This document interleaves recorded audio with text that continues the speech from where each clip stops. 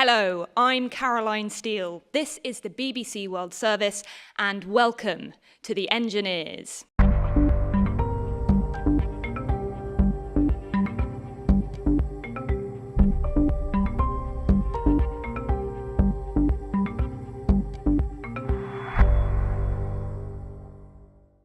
This year, we're at the Science Specialist University, Imperial College London, and we're here to focus on the technical revolution defining our era, artificial intelligence. I'm joined by a panel of 3 world leaders in the field and a large enthusiastic audience in Imperial's Great Hall.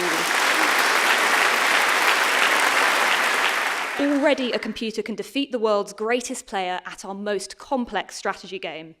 The first movie, written entirely by AI, has just been released, and AI may have discovered our first antibiotic in 3 decades. Together with our partners, Royal Commission 1851, we've brought together 3 engineers at the cutting edge of this field to discuss their work and what it means for us humans. Paolo Pirgionian is Armenian, but he was born in Iran and started his career working on Mars rovers for NASA. He's now founder and CEO of Embodied, which is a company that builds emotionally intelligent robots to help with child development. David Silver is from the UK, where he's principal research scientist at the AI research lab Google DeepMind. He led the team that used AI to defeat the world's best player at the complicated strategy game Go. And he's working on artificial general intelligence. Regina Barzilai is Israeli-American and a distinguished professor for AI and health at MIT in the US. She created a major breakthrough in detecting early-stage breast cancer and also led the team that used AI to discover what is hoped to be a brand new antibiotic. So please do join me in welcoming them all.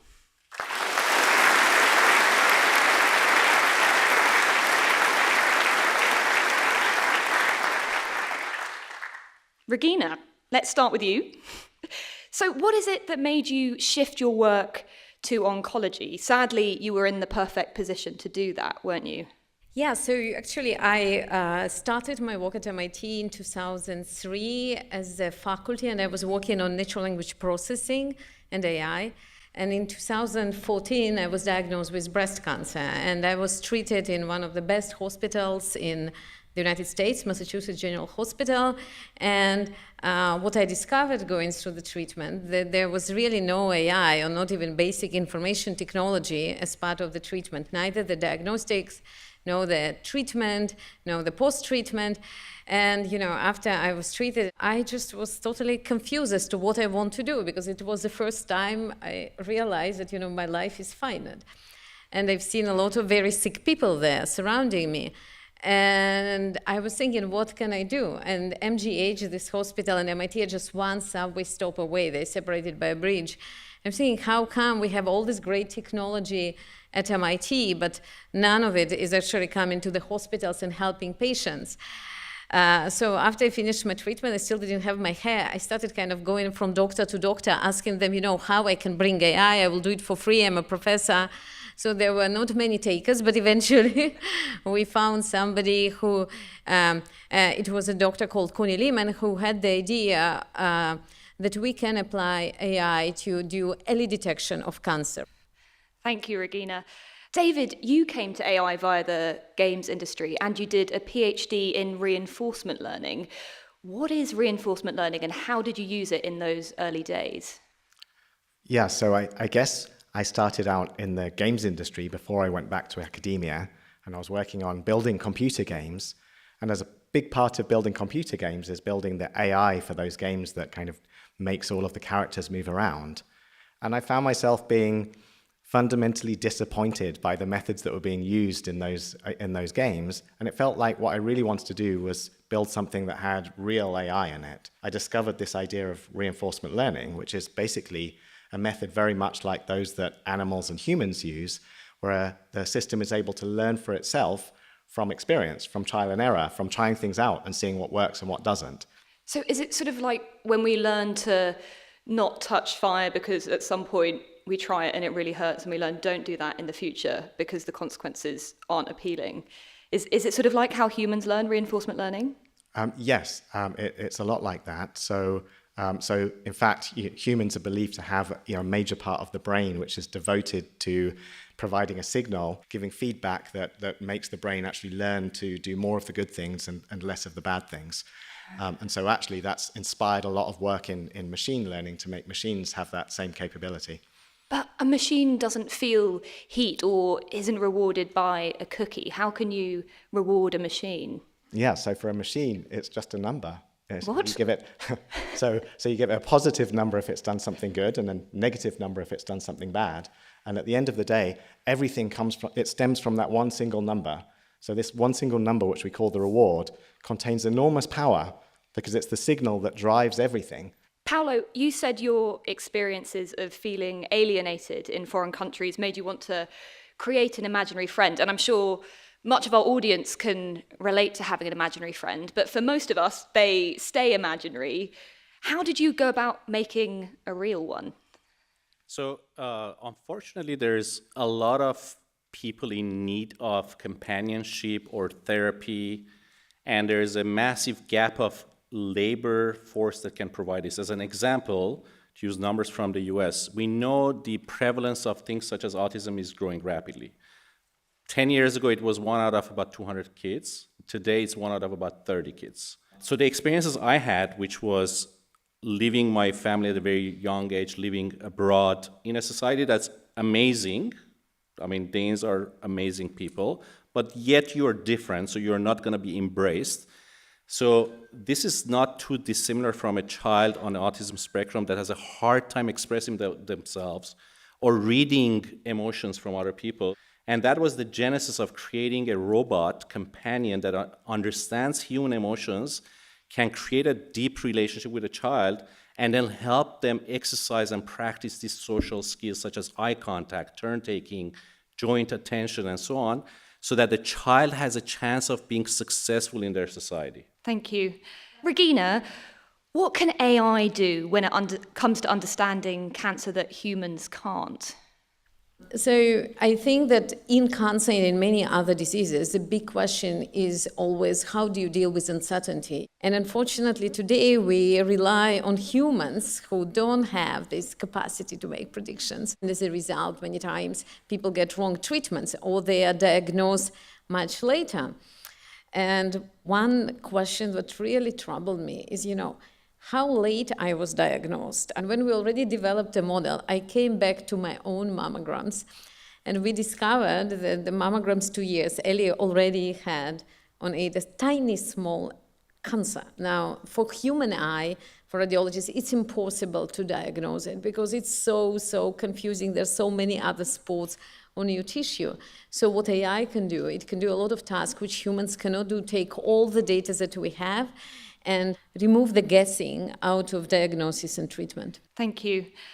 David, AI had already defeated the reigning grandmaster Garry Kasparov at chess well before you started your project AlphaGo. And the rules of Go sound quite simple. Basically, on each turn, a player puts down a counter on the board, and you gain territory by connecting your counters, and the player with the most territory at the end of the game wins. So why is it harder for a computer to beat a human at Go than at chess, which sounds more complicated? So the game of Go is this very beautiful and elegant game where it seems at first glance like the rules are very simple, but once you start to understand it, a bit like unpeeling an onion, you discover more and more layers of complexity.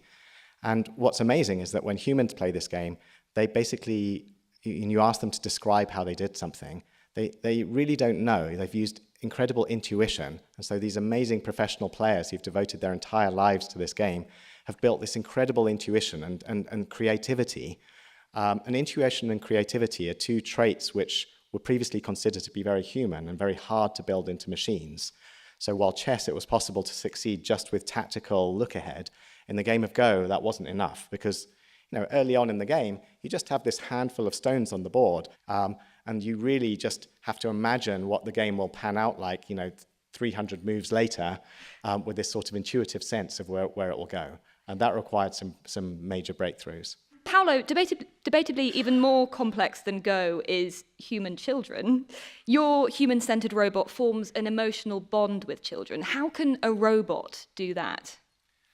Well, first of all, it's important to make clear that the robot is not meant to replace the need for human contact. It's really almost like training wheels to teach children the social skills and then be able to practice those in real life. The way the robot forms bond is that humans are wired to bonding. We create connections with inanimate objects all the time. I mean, with a robot that has eyes, can make eye contact, can smile back at you, and can speak to you and express emotion and empathy, it's actually not that hard to create a bond there. And children open up to these robots very quickly in ways that they may not even open up to their therapists or parents. Thank you, Paolo. Regina, you not only made an impact on oncology, your team at MIT used AI to discover what could be our first new antibiotic in 3 decades. It seems it can be E. coli, MRSA, and strains of bacteria which are currently resistant to all other antibiotics. So I think we all wish it success. How did you do that? So I should say that, developing antibiotics is not an area with an immense competition, even though the resistance to antibiotics that we have continues to grow. This happened to be an area where pharmaceutical companies are not very active because economically it doesn't work for them. So in some ways we do need to have alternative approaches. I met a colleague and he was from biological engineering, he was working on antibiotics, and he was describing the big problem of finding new molecules which are effective against bacteria, drug-resistant bacteria, but at the same time are not toxic to humans. They had some molecules screened against I think E. coli. We started with that, and then we just gave to the machine, thousands of molecules, and for each molecule you knew whether it kills a bacteria or not. And it was kind of the first attempt to learn automatically how do you look at the structure of the molecule and predict whether it would have a desired effect. We found molecule that didn't look like something human created, and it turns out in the lab that it was able to kill using a different mechanism of action, kill it in a different way, and that's what made it so effective against so many different species. David, let's go back to you. So far, we've been talking about systems designed to perform one task. That's known as narrow AI. But you're working towards artificial general intelligence. Could you explain what artificial general intelligence is? So if you think about humans and human intelligence, it's this wonderful and beautiful thing where we're able to learn skills which are incredibly diverse, where one person might choose to specialize in learning how to play tennis, and another person might specialize in becoming an amazing chef, and another person a pianist, and another person a scientist. And so when we want to build artificial intelligence, we want systems which not only solve a single problem, but in a similar manner to humans are able to approach any number of problems with intelligence that's capable of doing amazing things in each of those different areas. And that's what we refer to as artificial general intelligence, or AGI for short. And how far off do you think we are from that being a reality? So I think it's going to be a spectrum over many years. And I also think it's likely, or at least plausible, that there are many breakthroughs that are still required before we can really crack the same kind of level of intelligence that humans have. Regina, you've developed AI to better predict cancer, but it's only employed in a tiny number of cases, right? Why is AI not used more widely in medicine? The problem is that we're creating a lot of great technology, but this technology is not really translated into patient care. And if I would ask the audience, how many of you, when you last time see your physician, you actually have seen any AI? And I'm sure not many can really attest to it. So I think the technology for many of the tasks is really mature, but there are many other questions which have nothing to do with AI per se. One is the regulations both in Europe, UK, US continue to change. Another big problem is people don't really know how to bill for AI. And today the American doctor who uses AI loses money when they see the patient, so it's not much of the motivation.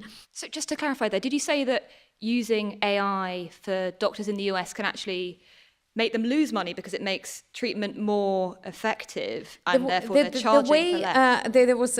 I'm referring to a specific paper. The way the billing is done it somehow relates to the time the doctor spends with the patient. So if you have something that makes it faster, you're actually losing money. Very depressing. Paolo, what about your challenges? The robot you've developed mimics human behavior. What's next?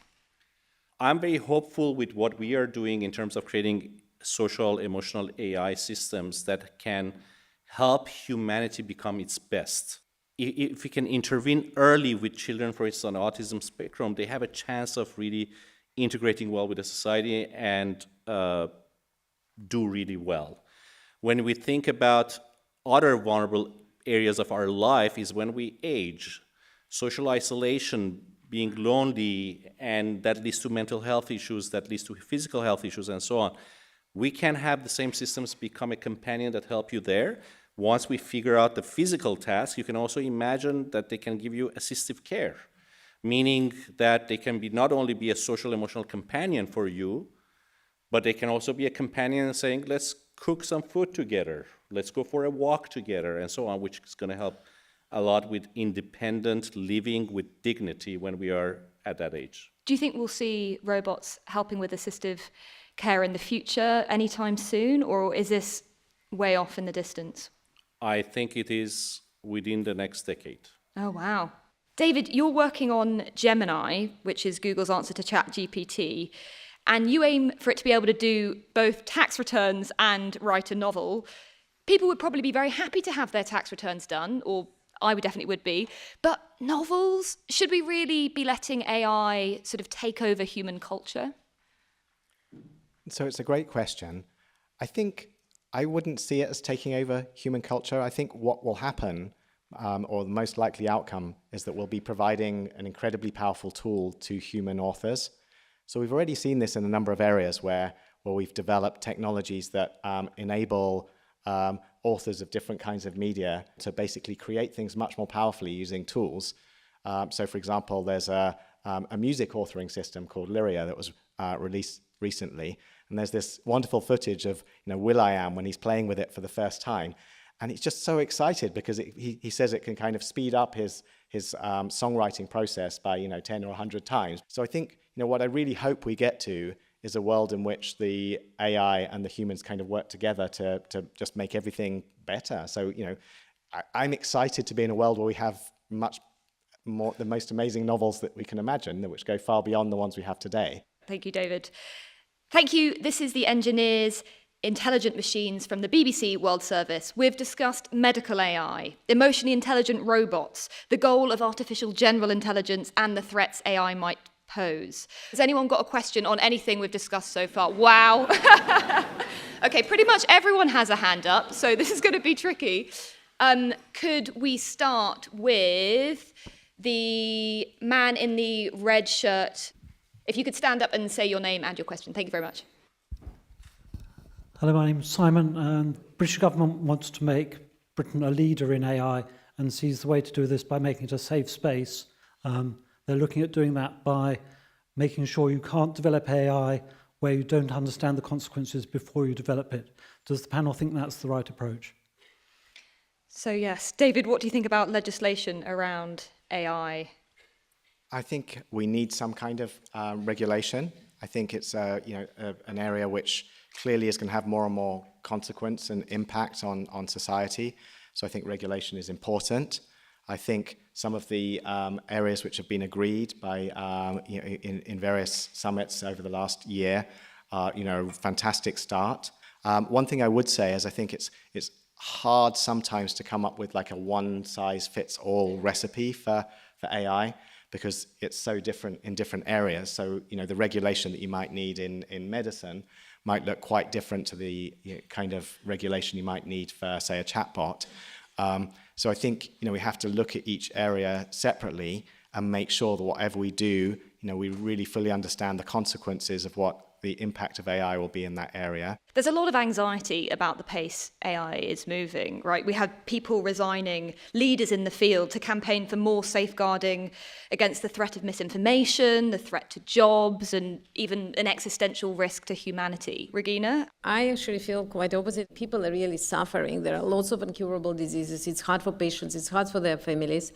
There is a lot of technologies that is out there, and because we cannot get together, put the regulation in place, make the payers take part of it and find a way to bring it, I think we are really making many, many people suffer. Thank you. Paolo, what about robots? Are they going to take all our jobs? Yes. Yes. Okay, great. We've got it. We finally have an answer. Thank you, Paolo. On a serious note, I feel it's a bit of a conundrum to think about legislation because on one hand, yes, there are definitely risks and you would like to regulate it so no one with bad intentions goes wild. On the other hand, if you think about it, it's an extremely potent technology, could change everything in our lives, including being strategically important technology to master from a national perspective. And from that perspective, if you regulate it, let's say part of the regulation is slow it down, what are our adversaries going to do? Are they going to then have an advantage over us? So it's a bit of an arms race, and I think for that reason, practically speaking, I think it's going to be very hard to regulate it to that level unless you can have international regulation and agreement across all the powerful nations to say this is how we're going to handle it. And I haven't seen that work out very well in the history of time. Fair enough. Audience, we have time for a couple more questions, so hands up. If we could go to the man in the white top. Thank you. Hello, panel. My name's Rob Sheath, and I'm a business and sports coach. And I'm wondering whether what you've been talking about is possible for helping humans to improve their performance at a sport. Good question. Who's our greatest sport enthusiast? Perhaps this one is for you, David. Can we be using AI to improve sports performance? It's a great question. There's a lot of really amazing research that's happening to try and do just that. One thing which we've been doing at Google DeepMind is actually a collaboration with Liverpool Football Club to try and help them improve their tactics. So that's one example. I think the amazing thing about sports is it's become over time so refined in terms of the particular approaches that people take that actually really they're very open to new discoveries and new ways to do things. And so it's been really fun actually just watching that kind of thing unfold. Very cool. Thank you, David. I can see we've got lots of young people in the audience, some teenagers even. Does any of our younger audience have a question? If so, stick your hand up. There was a young lady who had a hand up here with a ponytail. Yes. As AI develops, I reckon that humans probably depend more on AI and maybe learn less. Is there anything we could do to maybe make sure that as AI develops, humans still develop and learn? Ooh, good question. So will we stop learning as AI does the learning instead for us? I'm going to put that to all of you, if that's all right. What do you think, David? I'd like to imagine a world where we have an AGI, which is like our personal friend, assistant, teacher, and everything we do, it understands what we want to learn, and it knows just how to teach us and help us to learn more and more and more and more. Regina, what do you think? Do you think we're just going to end up relying on AI for everything? As a non-native speaker of English, I remember as a young professor, I spent humongous amount of time reading my papers and making sure, because in my native language, we don't have "and" there, so I make a lot of mistakes when I write. I see now how I write papers. Actually, it removes a lot of my pressure in writing, and I can really focus on ideas rather than doing the small things. So I hope that we will find a symbiosis. We don't really, remove our basic skills, but we can just do more and focus on the things that we can do better. Paolo? I would like to imagine if Isaac Newton or Albert Einstein had access to these tools today. I mean, as prolific as they were at a time where we didn't even have calculators, imagine what they would have done and the impact it would have had on the world if they had access to these tools. In the next 5 years, potentially, you don't need to code. You will just tell your favorite AI system and say, I want a code that does X, Y, Z, and you can accomplish what would take years of many people in hours today. So it will make you more prolific. Thank you. I think it's fair to say all three of you have given us hope for the future. Audience, thank you so much for your questions. I wish we could take more, but I'm afraid we're out of time. That's it for the Engineers Intelligent Machines at Imperial College London. I'm Caroline Steele. On behalf of the BBC World Service, our partners, the Royal Commission for the Exhibition of 1851, and my producer, Charlie Taylor, please join me in giving a warm round of applause for our brilliant, pioneering AI engineers, Regina Barzilai, Paolo Pigionian, and David Silva.